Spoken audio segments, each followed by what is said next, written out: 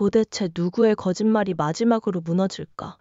그리고 그 잔해 속에서 누가 살아남을까? 강세리가 회의실 문을 나서는 순간 황기찬의 차가운 눈이 강세리의 등을 파고들었다. 강세리는 황기찬의 시선을 피하고 싶었지만 이미 늦었다. 황기찬은 강세리의 휴대전화에 남아있던 우연한 기록에서 강세리가 한때 비밀리에 혼인신고를 했고 그 사실을 서류 조작으로 지워버렸다는 걸 알아냈다. 황기찬은 강세리에게 단 한마디만 내뱉었다. 강세리의 심장은 그 한마디에 무너졌다. 황기찬은 더는 강세리를 믿지 않았다. 강세리는 그제야 자신이 끝을 지나쳤음을 깨달았다. 강세리는 순간 숨을 고르며 자신이 왜 그 비밀을 숨겨야 했는지 스스로에게 변명하려 했다. 그러나 변명은 스스로를 구하지 못했다. 강세리는 강세리의 과거가 현재를 찢어놓는 소리를 들었다. 황기찬의 신뢰가 꺼지는 것과 거의 동시에 인터넷 메인 화면이 뒤집혔다. YL 외주 로비 의혹, 계열 투자사 차명 계좌, 의료재단 기부금의 행방이란 제목이 연달아 올라왔다. 기사 속 중심에는 황기찬이 있었다. 황기찬은 처음엔 자신이 모함을 받고 있다고 믿고 싶었다. 그러나 보도에 첨부된 수치와 거래 시간, 그리고 과거 해외 출장 일정이 교차하는 지점들을 보자 황기찬은 잠시 말을 잃었다. 일부는 자신이 직접 내린 무리한 결제들이었고 일부는 측근의 전결로 처리되었지만 결과적으로 황기찬의 이름으로 돌아왔다. 황기찬은 화면을 덮으며 손을 떨었다. 받아들일 수 없었지만 외면할 수도 없었다. 강재인은 그 순간에도 흔들리지 않았다. 강재인은 이미 YL 회장이라는 책임을 받아들였고 책임을 받아들인 자만이 해야 할 일을 알고 있었다. 강재인은 법무팀과 준법감사실 그리고 외부 포렌식 회계사를 즉시 불렀다. 강재인은 강재인의 목소리로 사실을 먼저 확인한다. 숨기는 사람은 함께 갈 수 없다고 말했다. 그 말은 모두에게 들렸고 황기찬에게도 들렸다. 황기찬은 그 말을 들으며 복잡한 감정을 느꼈다. 강재인은 결혼을 파탄낸 전 남편을 향해 분노하지도 연민하지도 않는 듯 보였다. 단지 사실로 모든 걸 가르려는 사람처럼 보였다. 그리고 그 냉정함이 황기찬의 가슴을 더 찔렀다. 황기찬은 자신이 저지른 선택들이 어떻게 지금의 자신을 가두는지 처음으로 또렷하게 보았다. 김도윤은 한 걸음 떨어져 강재인을 지켜보았다. 김도윤은 여전히 의사였고 동시에 DH의 운영을 도울 위치에 있었다. 김도윤은 강재인의 시선에서 흔들림을 읽지 못했다. 김도윤은 강재인의 목소리가 낮지만 견고하게 이어지는 걸 듣고 강재인이 얼마나 오랜 시간 두려움과 자책을 끌어안고 버텨왔는지 다시 떠올렸다. 김도윤은 자신이 할 수 있는 일을 생각했다. 그는 DH의 학술재단과 병원 기부 시스템을 다시 점검했고 익명 기부에 섞여 있는 의심스러운 흐름을 찾아냈다. 김도윤은 그 흐름 끝에 YL 협력사의 그림자를 보았고 그 그림자 뒤에 황기찬의 서명이 희미하게 남아있음을 확인했다. 강승우는 그 모든 소식을 빠르게 들었다. 강승우는 예전 같으면 흥분했을 것이다. 그러나 지금의 강승우는 달랐다. 강승우는 미란이 떠나기 전 남긴 말들을 떠올렸다. 미란은 성우, 올바르게 살아. 네가 울고들면 어둠은 결국 스스로 드러나라고 말했다. 강승우는 미란의 말처럼 행동하기로 결심했다. 강승우는 감정이 아니라 절차로 움직였다. 강승우는 감사팀과 협력해 인사 데이터, 외주 계약, 프로젝트 변경 승인을 모두 날짜와 사람으로 추적했다. 강승우는 과거의 자신처럼 우격다짐으로 밀어붙이지 않았다. 강승우는 자신의 사적 감정이 공적 판단을 더럽히지 않도록 노력했다. 그렇게 해야만 강재인이 버틸 수 있고 김도윤이 도울 수 있으며 YL이 살아남을 수 있었다. 강세리는 점점 좁아지는 공간에서 발을 헛디뎠다. 황기찬에게 버림받은 감각이 강세리의 마음을 찢었다. 강세리는 왜 그때 그 비밀을 숨겼는지 스스로를 파고들었다. 강세리는 자신이 한때 누군가에게 기대려 했던 기억, 그 기대가 무너졌을 때 아무도 자신의 손을 잡아주지 않았던 기억을 떠올렸다. 그 기억이 강세리를 과거의 결혼으로 몰았고 동시에 그 결혼을 지웠다. 강세리는 지워야 살 수 있다고 믿었다. 그러나 살아서 얻은 것이 결국 지금의 궁지라면 그 지움은 무엇이었나? 강세리는 자신에게 물었지만 답은 없었다.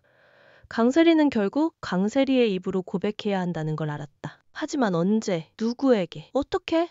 그 질문이 강세리를 조용히 무너뜨렸다. 최자영은 조용히 움직였다. 최자영은 한때 자신이 딸에게 짐이 되었음을 잊지 않았다. 그래서 더는 짐이 되지 않으려 했다.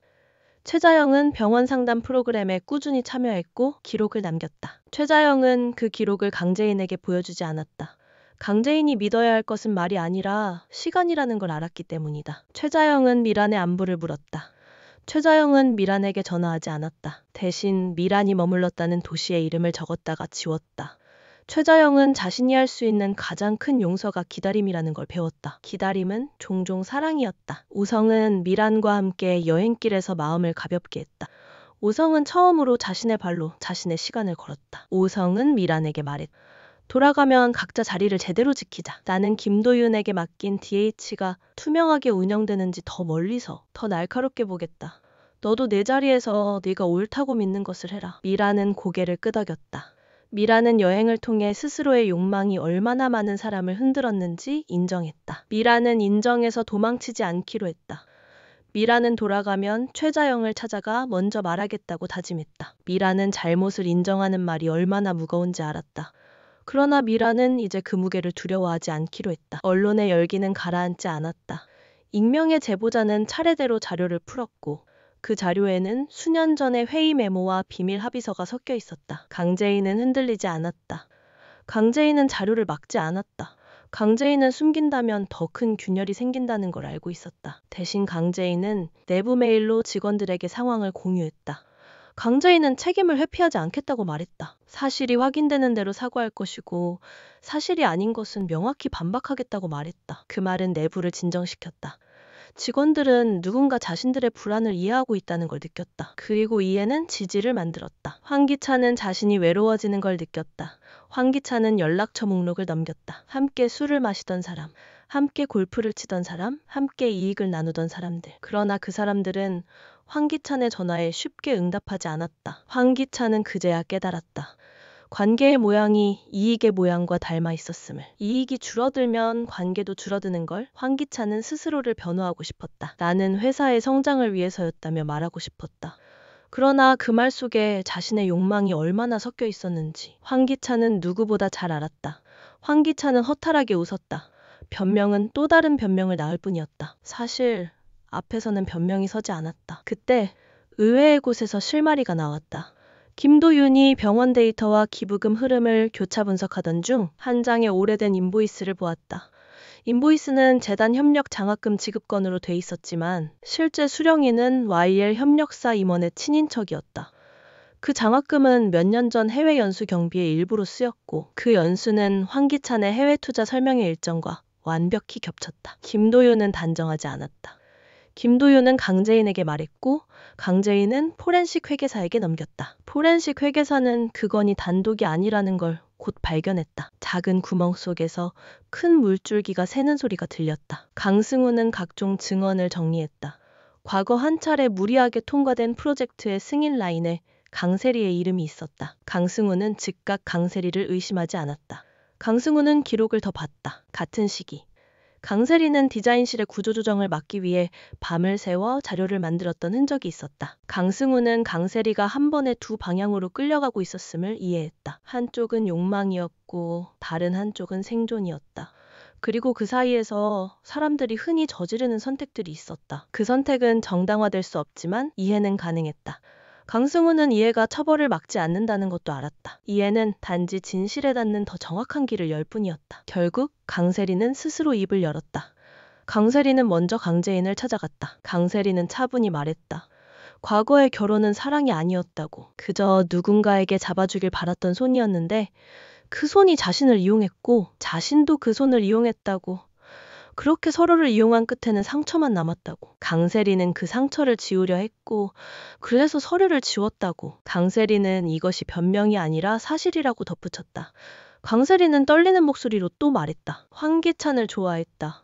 아니 사랑하려 노력했다고. 그러나 노력에는 끝이 있다는 걸 이제 알았다고. 사랑은 혼자서 만들 수 없고 신뢰는 숨김 위에 세워지지 않는다는 걸 너무 늦게 알았다고. 강재인은 강세리를 바라보며 오래 침묵했다. 강재인은 강세리의 말에서 변명보다 고백을 들었다. 강재인은 고백이 상처를 덮지 않는다는 것도 알았다. 강재인은 단호하게 말했다. 과거의 결혼을 숨긴 건 너의 선택이었고 그 선택이 지금의 신뢰를 무너뜨렸다. 회사의 규정은 명확하다. 그리고 검찰 조사에 협조해야 한다. 강세리는 고개를 끄덕였다. 강세리는 숨을 깊이 들이켰다. 강세리는 이제 자신이 감당해야 할 몫을 알았다. 강세리는 자신을 벌하고 싶었다. 하지만 강재인은 덧붙여 말했다. 그럼에도 네가 알고 있는 사실을 모두 밝히면 그게 누군가를 지키는 첫 시작이 될 수 있다. 강세리는 처음으로 눈물을 닦았다.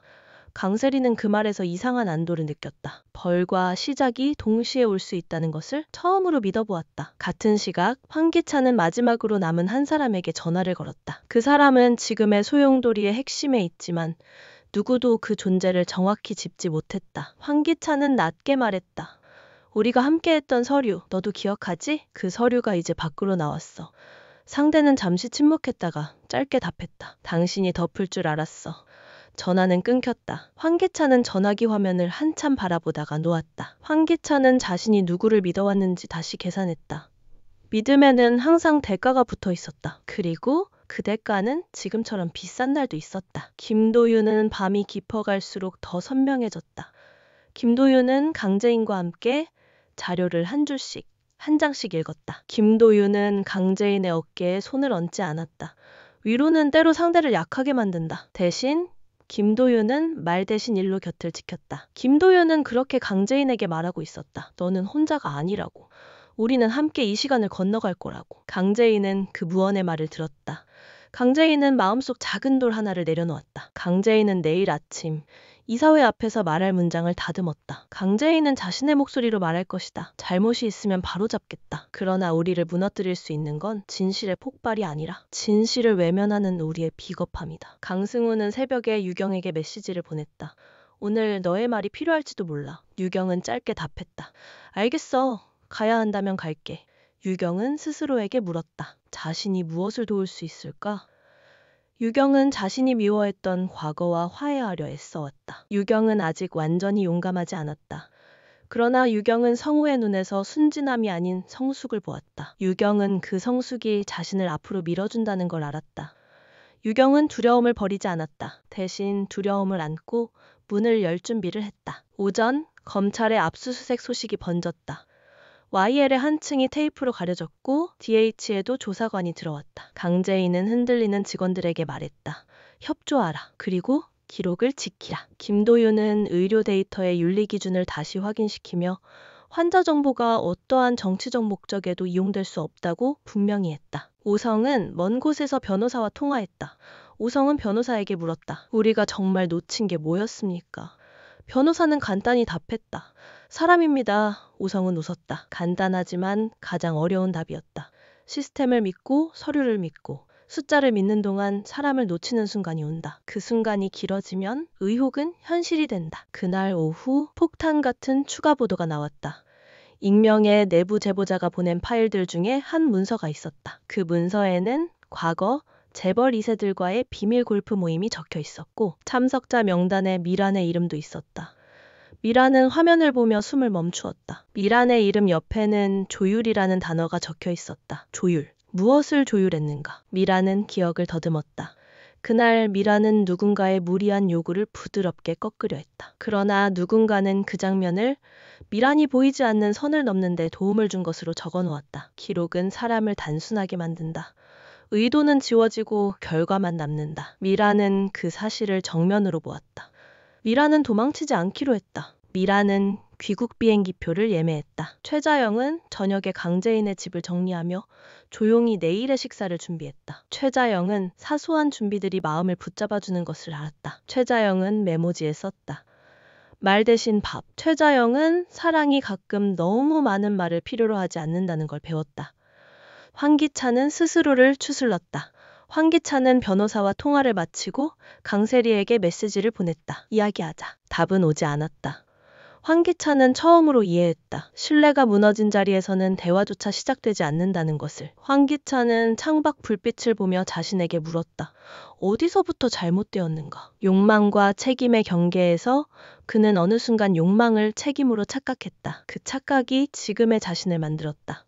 황기찬은 자리를 박차고 일어나려다 다시 앉았다. 도망은 답이 아니었다. 그리고 다음 날 아침 강재인은 이사회 앞에 섰다. 강재인은 준비한 문장을 꺼냈다. 강재인은 침착히 말했다. 우리는 조사에 전면 협조할 것입니다. 저는 회장으로서 모든 책임을 지겠습니다. 다만 명확히 하겠습니다. YL은 잘못을 덮는 곳이 아니라 잘못을 드러내고 고치는 곳입니다. 그 말이 끝나자 한의사가 손을 들었다. 이사는 조심스럽지만 단단한 목소리로 물었다. 회장, 내부 제보자 보호에 대해 어떤 조치를 하시겠습니까? 강재인은 그 질문을 기다렸다는 듯 답했다. 제보자는 회사의 양심입니다. 보호는 의무입니다. 그 순간 회의실 문이 열렸다. 모두가 숨을 멈추었다. 문 앞에 선 사람은 강세리였다. 강세리는 고개를 숙였다. 강세리는 말했다. 제가 아는 모든 걸 말씀드리겠습니다. 제 잘못부터. 강세리는 두려웠다. 그러나 그 두려움 속에서 처음으로 스스로를 지키는 감각을 느꼈다. 진실은 버리기도 했고 동시에 구원이기도 했다. 그리고 같은 시간 검찰청에는 한 통의 봉투가 도착했다. 발신자는 없었다. 봉투 안에는 과거 해외법인에서 체결된 비밀 합의서 사본과 그 합의서를 중개한 사람의 메모가 들어있었다. 메모에는 낯익은 필체로 짧은 문장이 적혀 있었다. 당신들이 찾는 시작점은 여기. 수신함에 표시된 도착 시간은 오전 9시 01분. 강재인이 이사회에서 첫 말을 꺼낸 지 정확히 1분 뒤였다. 이제 모두가 한자리에 모이려 하고 있었다. 강재인은 진실을 향해 걸었고 김도윤은 곁을 지켰다. 강승우는 절차를 단단히 쥐었고 유경은 두려움을 안고 문을 열었다. 오성은 멀리서도 눈을 떼지 않았고 미라는 돌아올 준비를 마쳤다. 황기찬은 변명 대신 침묵을 배우고 있었고 강세리는 자신의 이름으로 처음 진실을 말하려 했다. 하지만 검찰청 지하기록실에 보관된 오래된 하드디스크 하나가 아무도 예상하지 못한 이름을 품고 있다는 사실을 아는 사람은 아직 없었다. 그 이름은 YL의 과거와 현재를 하나로 꿰뚫고 있었고 김도윤이 발견한 인보이스의 마지막 수신인과도 연결되어 있었다. 하드디스크가 깨어나는 순간 가장 먼저 무너질 사람은 누구일까? 그리고 그 파편 속에서 끝까지 서로의 손을 놓지 않을 사람은 누구일까? 그 하드디스크가 검찰 기록실에 들어온 경위는 누구도 알지 못했다. 단지 수사관 한 명이 오래된 압수물 목록을 정리하다가 미확인 외장 저장 장치라는 표시를 보고 창고 구석에 먼지를 털어낸 것이 전부였다. 하드디스크 표면엔 낡은 스티커가 붙어 있었고 희미하게 YL23 내부라는 손글씨가 남아 있었다. 그 수사관은 호기심에 전산 담당에게 넘겼다. 전산 담당이 잠금 해제를 시도하자 오래된 암호 체계가 몇 초 만에 풀렸다. 그리고 화면에 폴더 하나가 나타났다. 폴더 이름은 이 사람들. 그 폴더 안에는 10년 전부터 3년 전까지의 이메일, 내부 결제 문서, 녹취 파일이 날짜별로 정리되어 있었다. 문서 속에는 YL그룹 이사회 주요 인물들의 이름이 연달아 나왔다. 그중 가장 먼저 눈에 띈 건 강미란의 이름이었다. 강미란이 해외에서 체결한 투자계약서 스캔본이 있었고 계약서 말미에는 미란의 서명 옆에 특별조율인이라는 직책으로 또 다른 서명이 있었다. 그 이름은 바로 황기찬이었다. 더욱 섬뜩한 건 계약서 부속 문서에 장기적으로 YL 지분 확보라는 메모가 삐뚤게 적혀 있었다는 점이었다. 검찰은 자료를 분석하며 황기찬의 개인 계좌와 연관된 거래들을 추적하기 시작했다. 그 중에는 이미 언론에 공개된 비리도 있었지만 아직 세상에 알려지지 않은 그리고 더 파괴력이 큰 건도 포함돼 있었다. 바로 메디웰 재단이라는 이름의 유령 법인이었다. 재단의 설립 등기일은 5년 전. 당시 대표이사는 한 차례 이름을 바꾼 전직 YL 협력사 부장이었고 설립 자금의 절반은 해외 페이퍼 컴퍼니에서 흘러왔다. 그리고 재단이사 명단엔 김도윤의 옛 동료 의사 이름이 있었다. 김도윤은 이 사실을 접했을 때 얼어붙었다. 그는 과거 그 의사와 함께 해외 학회에 참석한 적이 있었고 그가 의료계 로비와 전혀 무관하다고 믿고 있었다. 그러나 자료 속 금융 흐름은 그를 부인하기 어려운 위치에 놓고 있었다. 김도윤은 곧장 그 의사에게 연락을 취했다. 통화는 짧았다. 의사는 단호하게 말했다. 네가 아는 건 절반이야. 나머지 절반을 알면 넌 날 이해할 수도 있어. 그리고 전화를 끊었다. 한편 강재인은 내부 고발자의 신원을 보호하기 위해 법률 자문을 구했다. 하지만 자문 변호사는 뜻밖의 제안을 했다. 회장님, 이번 건은 단순한 기업 비리 차원을 넘습니다. 정치권, 해외 자본까지 연결돼 있습니다. 제보자를 보호하려면 언론과의 전략적 협조가 필요합니다. 강재인은 잠시 망설였지만 곧 결심했다. 진실을 온전히 드러내려면 더 많은 빛이 필요했다. 그 시각 강세리는 자신이 알고 있는 사실을 정리한 문서를 작성하고 있었다. 손끝은 떨렸고 몇 번이나 삭제와 제작성을 반복했다. 그녀는 황기찬과의 관계가 끝났다는 걸 인정했지만 여전히 그를 완전히 무너뜨리는 건 두려웠다. 과거 그가 자신을 위기에서 구해준 순간들도 있었기 때문이다. 그러나 강세리는 이제 알고 있었다. 그때의 구원은 진심이 아니라 계산이었다는 것을. 그래서 이번만큼은 진실을 말하기로 했다. 강세리는 문서맨 앞에 이렇게 적었다. 이 기록은 나를 지키기 위한 것이 아니라 나를 버리기 위한 것이다. 강승우는 동생으로서 강재인을 돕는 동시에 이 사태가 단순히 황기찬 개인의 문제로 끝나지 않을 거란 직감을 가졌다. 그는 감사 자료를 다시 분석하며 이상한 점을 발견했다. 비리 사건의 자금 흐름 속에 오래전 사라졌다고 알려진 내부 특수 프로젝트 계정이 여전히 살아있었던 것이다. 계정 사용 시점은 강미란이 임시 경영권을 잡았던 시기와 정확히 겹쳤다. 그리고 계정의 마지막 인출 내역에는 상해 투자 설명회라는 명목이 적혀 있었다. 상해 설명회. 그건 바로 미란이 해외에서 체결했던 계약 직전의 행사였다. 미란은 해외 체류 중 강승우의 연락을 받았다. 그는 단도직입적으로 물었다. 상해 설명회 자금 어디서 났습니까? 미란은 잠시 침묵하더니 조용히 대답했다. 내가 만들지 않았어. 누군가 내 이름을 빌렸지. 그 누군가가 누군지 미란은 말하지 않았다. 하지만 강승우는 눈치챘다. 미란이 말하지 않는 이유는 그 인물이 아직도 YL 내부 깊숙이 뿌리를 두고 있기 때문이라는 것을. 최자영은 이런 와중에도 묵묵히 강재인의 곁을 지켰다.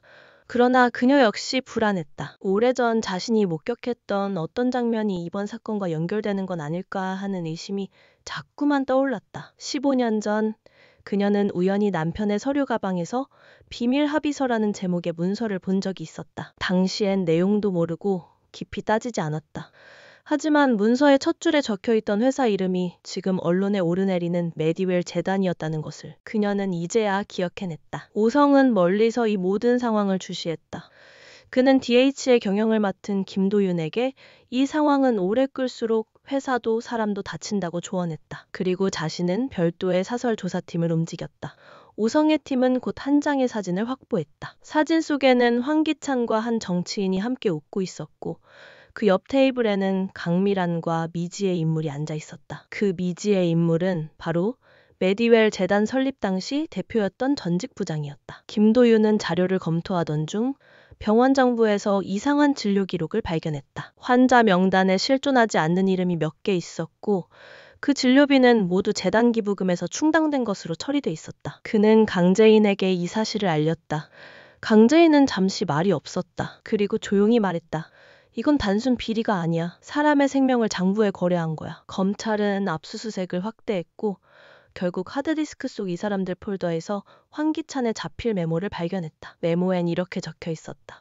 신뢰는 보여주는 게 아니라 만들어지는 것. 그리고 때로는 사라져야 하는 것. 이 문장은 해석에 따라 의미가 달랐다. 하지만 맥락상 황기찬이 자신의 비밀을 지키기 위해 누군가를 사라지게 했다는 의심을 피할 수 없었다. 한편 강세리는 검찰 조사에 자발적으로 출석했다.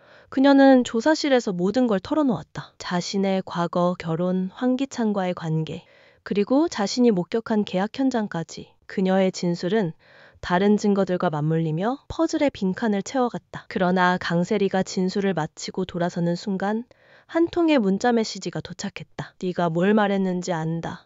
그 대가를 치를 준비를 해라. 발신자는 표시되지 않았다. 강재인은 강세리의 안전을 걱정했다. 그녀는 즉시 경호팀을 배치하고 언론 인터뷰를 통해 내부 고발자 보호의 필요성을 다시 강조했다. 하지만 강재인은 직감적으로 느꼈다. 이제 사건은 단순한 진실 찾기를 넘어 서로의 생존이 걸린 싸움으로 번지고 있다는 것을. 그날 밤 김도윤은 혼자 사무실에 남아 있었다. 그는 다시 하드디스크 자료를 검토하다가 녹취 파일 하나를 발견했다. 녹취는 8년 전의 것이었고 목소리는 분명히 황기찬과 미란이었다. 대화 속에서 황기찬은 이렇게 말했다. 그건 재단으로 돌려. 그래야 깨끗해 보여. 그리고 미란은 낮게 대답했다. 알았어. 하지만 이건 오래 숨길 수 없어.